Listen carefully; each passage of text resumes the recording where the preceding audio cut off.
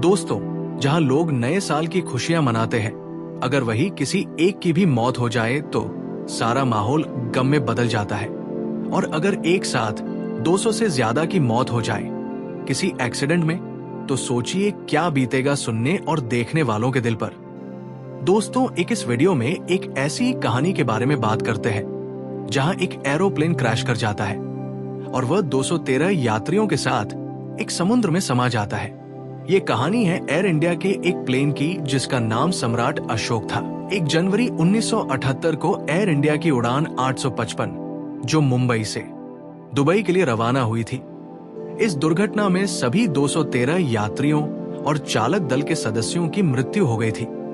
ये विमान 1971 में निर्मित हुआ था और एयर इंडिया में शामिल होने वाला पहला बोइंग 747 था। विमान के कैप्टन 51 वर्षीय मदन लाल कुकर थे, जिन्होंने 1956 में एयर इंडिया ज्वाइन किया था और उनके पास लगभग 18,000 घंटे की उड़ान का अनुभव था। फर्स्ट ऑफिसर 43 वर्षीय इंदु विरमानी थी, जो पूर्व में भारतीय वायुसेना में विंग कमांडर रह चुकी थी और 1976 में एयर इंडिया से जुड़ी थी।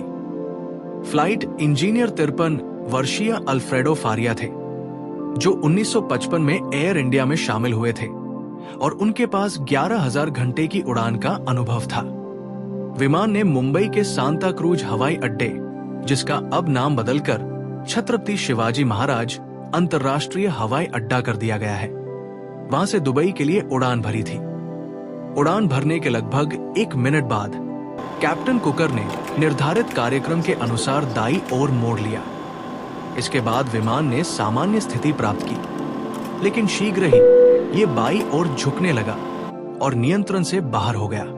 कॉकपिट वॉइस रिकॉर्डर से पता चला कि कैप्टन कुकर ने सबसे पहले समस्या को महसूस किया। उनका एल्टीट्यूड डायरेक्टर इंडिकेटर आदि गलत जानकारी दे रहा था, जिससे उन्हें लगा कि विमान दाईं ओर झुका हुआ है, जबकि वास्तव में वो बाईं ओर झुक रहा था। इस भ्रम के कारण विमान तेजी से बाईं ओर मुड़ता गया और वो उसको संभाल नहीं पाया, जिससे कि प्लेन अरब सागर में गिर गया। दुर्घटना के तुरंत बाद बचाव कार्य शुरू किए गए, लेकिन सभी 213 लोगों की मृत्यु हो चुकी थी। ये हादसा उस समय भारत और एयर इंडिया के इतिहास में सबसे घातक विमान दुर्घटना थी। समुद्र से विमान के मलबे की जांच के बाद यह स्पष्ट हुआ कि ये एक हादसा था, किसी साजिश का हिस्सा नहीं। जांच में पाया गया कि कैप्टन कुकर का एल्टीट्यूड डायरेक्टर इंडिकेटर आदि विफल हो गया था, जिससे उन्हें गलत जानकारी मिली। इसके अलावा फर्स्ट ऑफिसर और फ्लाइट इंजीनियर ने भी अपने उपकरणों की जानकारी पर ध्यान नहीं दिया, जिससे स्थिति और बिगड़ गई। निष्कर्ष ये निकला कि कैप्टन की स्थानिक भटकाव, स्पेशल डिसोरिएंटेशन और उपकरणों की विफलता के कारण ये दुर्घटना हुई। इस दुर्घटना के बाद विमान उद्योग में कई सुधार किए गए। उड़ान के दौरान पायलटों के लिए उपकरणों की विफलता की स्थिति में प्रशिक्षण को और सख्त किया गया।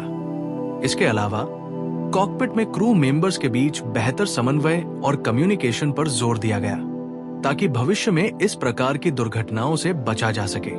1 जनवरी 1978 की ये दुर्घटना भारतीय विमानन इतिहास की सबसे दुखद घटनाओं में से एक है। दोस्तों, अगर ये मिस्ट्री वीडियो आपको अच्छी लगे तो एक लाइक और सब्सक्राइब जरूर कर देना।